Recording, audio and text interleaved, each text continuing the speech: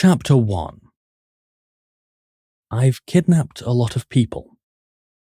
Some stick with you more than others.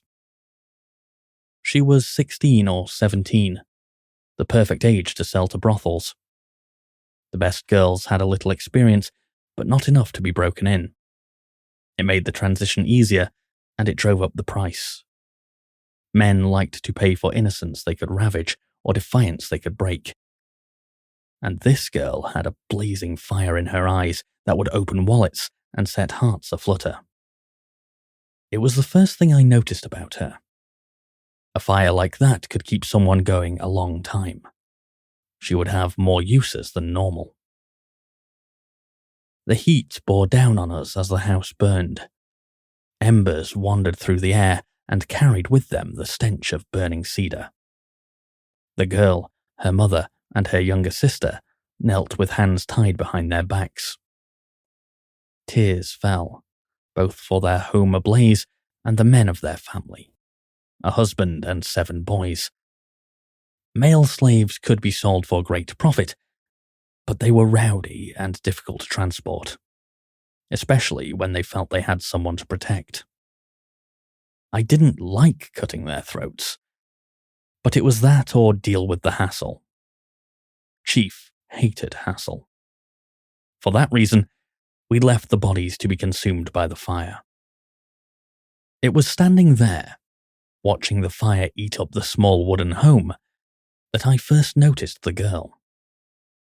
She cried like the rest of her family, but her tears were not of sorrow, but of rage. Her body trembled and her jaw shook with anger. I knew the feeling, but I kept my distance. Sympathy led to death in this business. "Sitter, get them up," Chief ordered.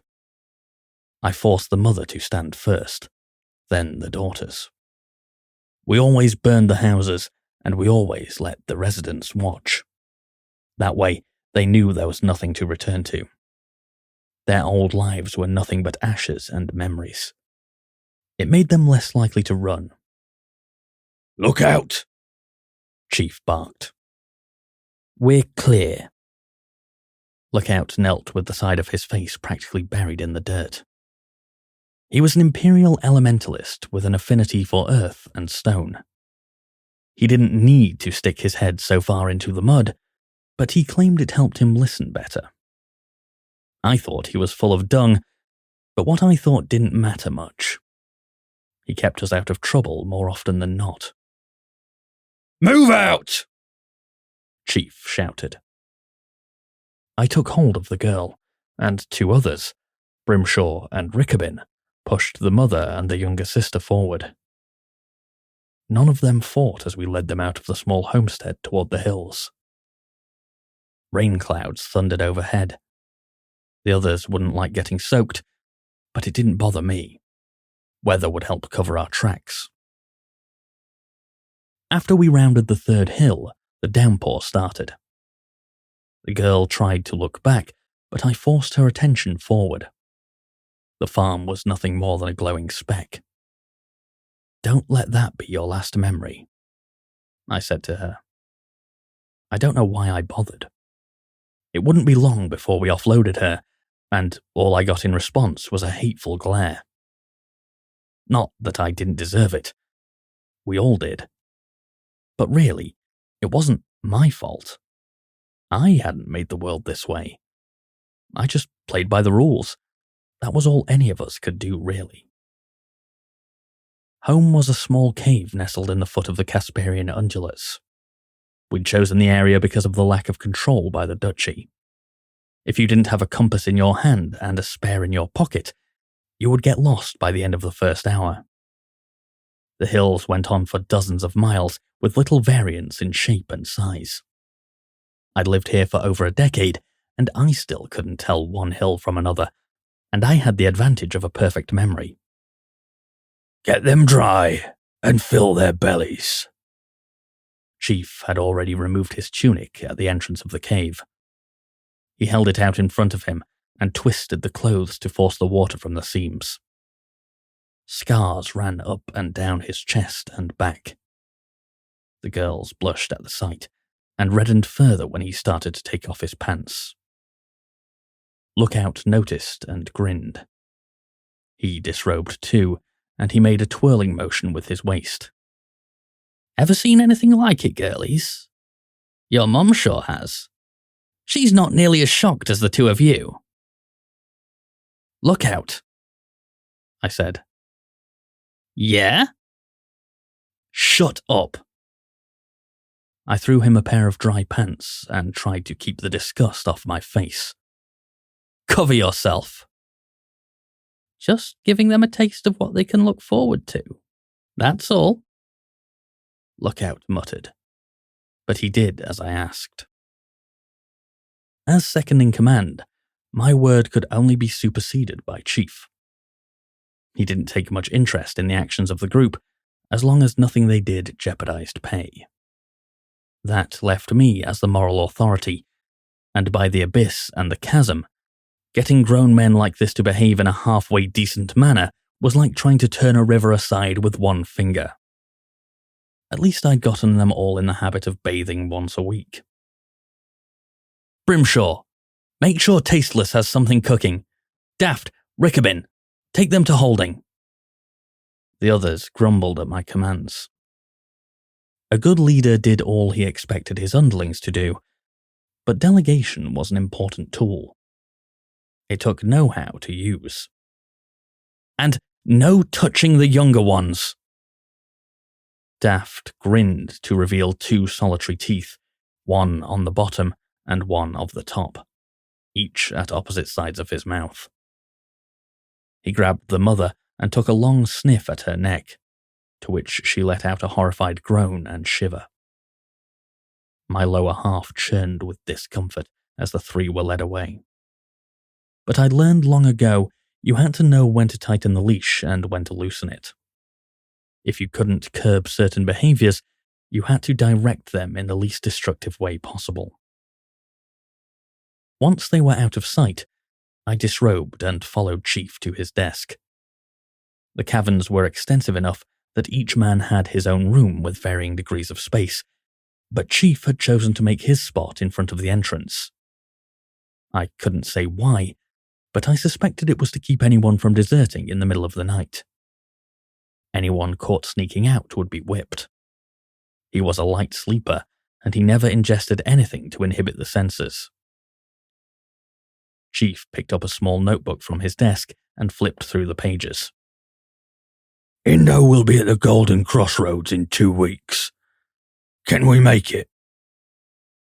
Not with the weather. It would be difficult even with clear skies, I said as I hung my clothes near the entrance. Chief hummed in response.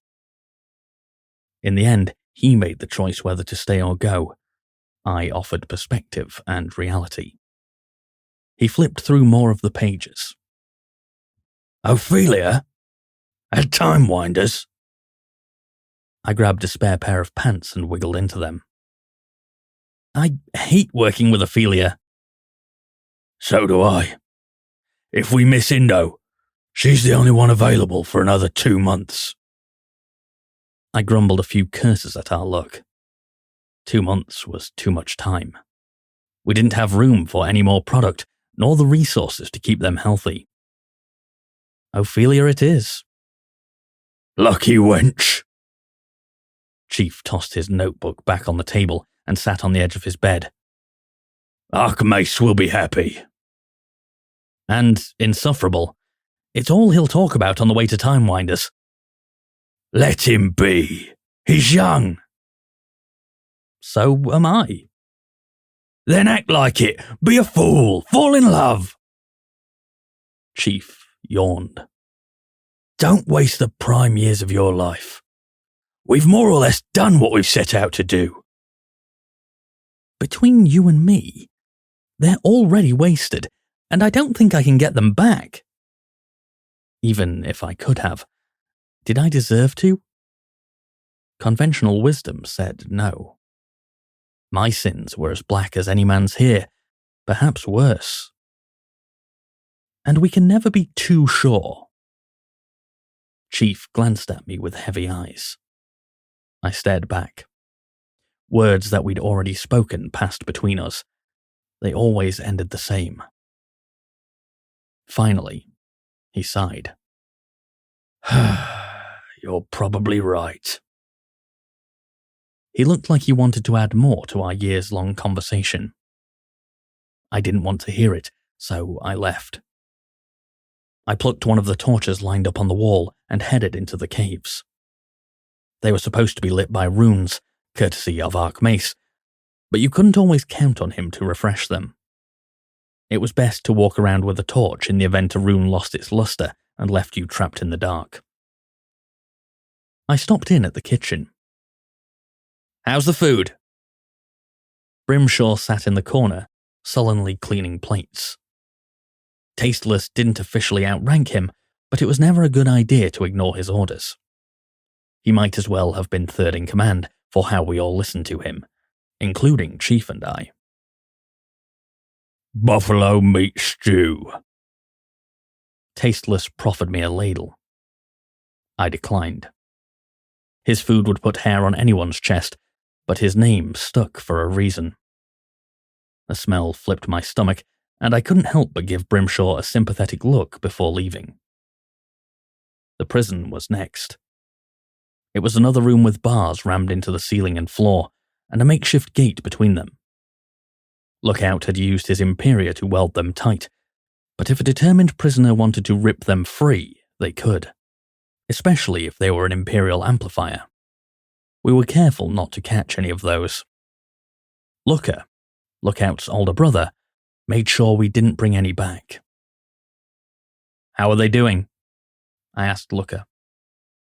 He leaned back in his chair, just outside the gate. He shrugged. Same as any. It's getting full in there. I peered inside. There were about 60 women within, including the ones we'd captured today.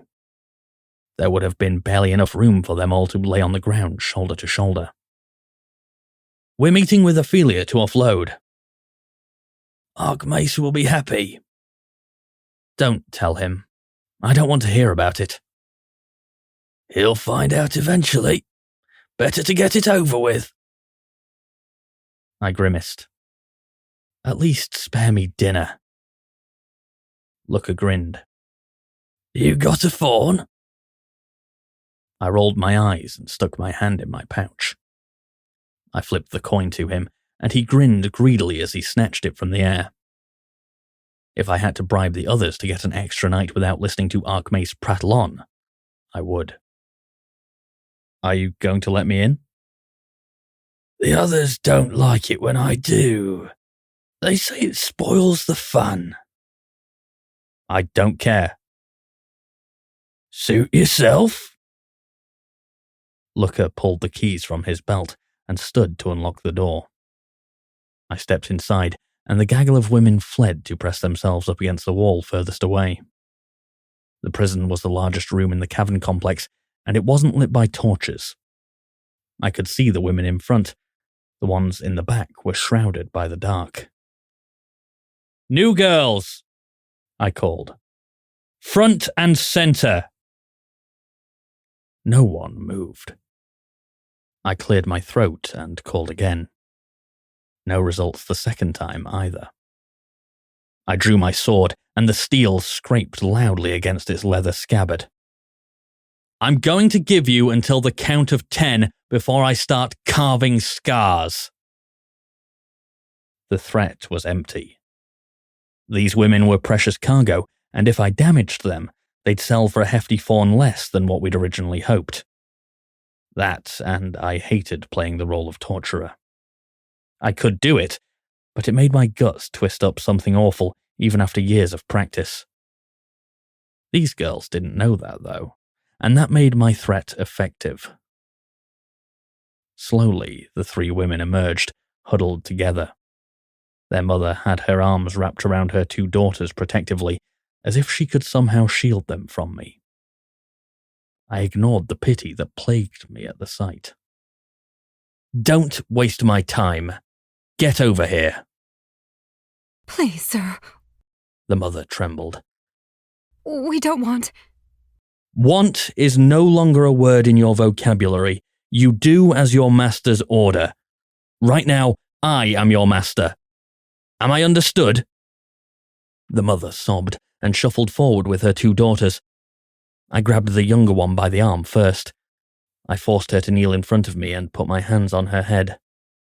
Tears streamed down her face, and the sobs became unbearable from the mother until a gold light flowed from my fingertips and into the girl's head. "What are you doing?" the mother asked, confused. I didn't respond. I could have if I wanted to, but when I used my Imperia, distractions could cause mistakes. Mistakes caused problems. I focused on the girl's memories and was bombarded with a flood of information.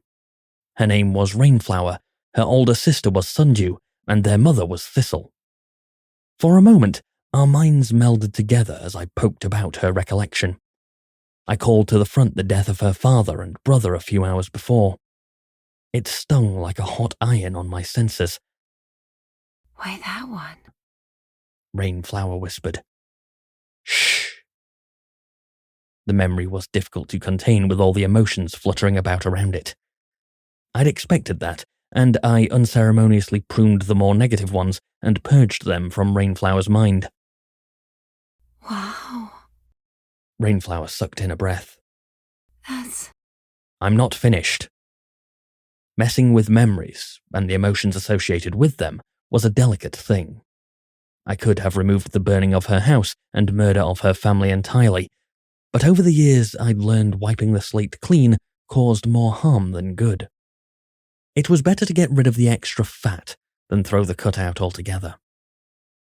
The process took 10 minutes in total. None of the other women dared accost me. They'd all been through the same process. Looker would be inside within half a moment if he heard the slightest altercation. I pulled away from Rainflower, and the golden light on my fingertips faded. "There," Why would you do that?" she asked. I didn't have an answer as I moved to Sundew. I'd never had one. At least, not one I wanted to address. Sundew recoiled when I reached toward her. "What did you do?" "I helped ease your sister's pain." "That doesn't explain anything." I gestured toward Rainflower. "You are welcome to ask her if she feels it worked." "Son, No. Sundew shook her head violently. "I don't care. You killed my father. You stole us from our home. Don't touch me." I shrugged and moved to Thistle. I wasn't going to waste my time arguing with a slave. "Are you a memorist?" she asked as I forced her to kneel and placed my hands on her head. "Yes." "Are you going to take them away from me?" "No. I will take some of the heartache." Gold light flowed from my fingertips and enveloped her temple. She sighed as I picked through her mind. I noted the differences between her and her daughter. Rainflower's memories were bright and vivid, but that was because there were fewer. Thistle's were still colourful, but more subdued. The mind could only hold so much. I likened it to a painter's canvas. Everyone had so much paint with which to fill the blank space, but the older one became, the less paint there was to use. Detail had to be sacrificed to paint a proper picture, and eventually, things started to get a little fuzzy. Fortunately, that made tampering with older people's memories easier. It took half the time to clear Thistle's mind as it did Rainflower. Thistle shuddered as I pulled away. "Thank you." I looked at Sundew. "It's not too late to change your mind." "Eat pig batter." I chuckled. That was a new one.